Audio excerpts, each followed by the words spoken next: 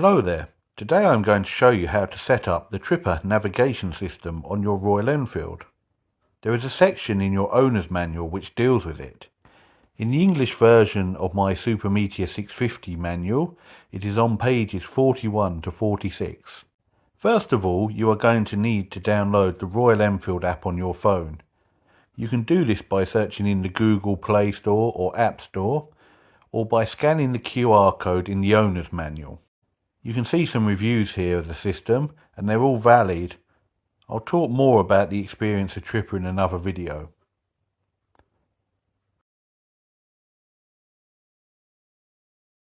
Once you have the app installed, you need to register for an account.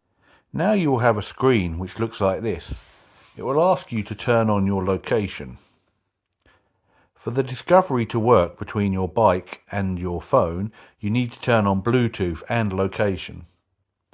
You can then turn your bike's ignition to the on position.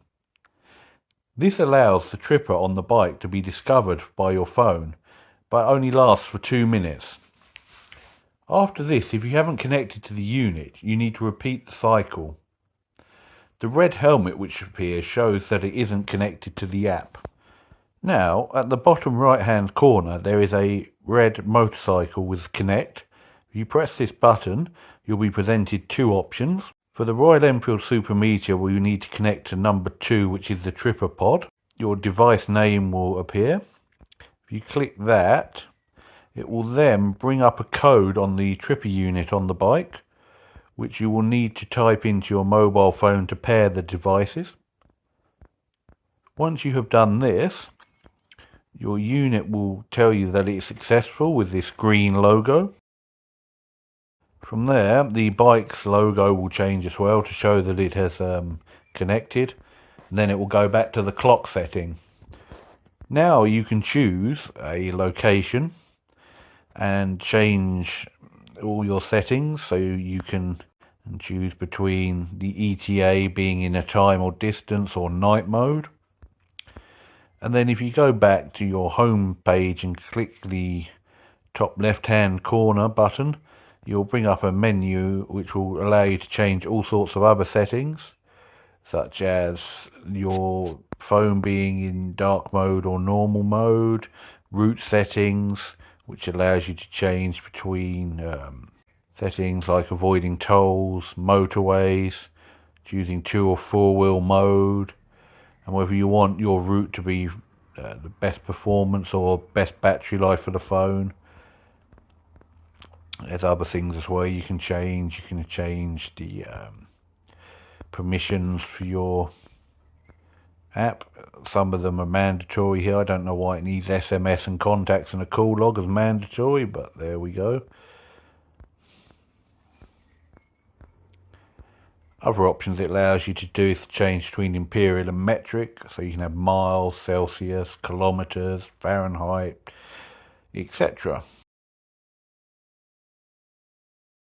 As we can see, once you've loaded a route up and have decided to ride it, the little logo on Tripper goes green, and then you'll get this screen.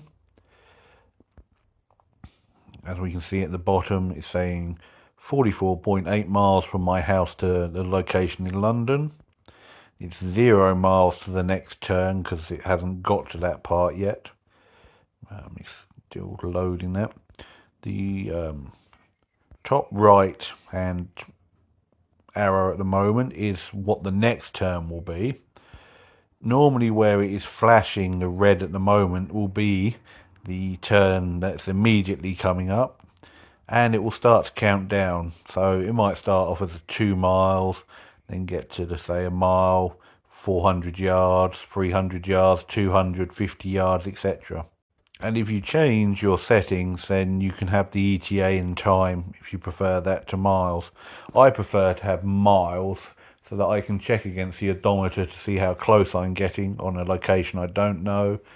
But there we are. That's it's quite easy to set up. It has its problems though, like I say, which I will talk about in another video, about it losing connection, not being able to do more than a couple of waypoints very successfully, and also that it drains your battery life on your phone and it gets quite hot. But there we go. Thanks for watching, as always, and stay safe and have fun.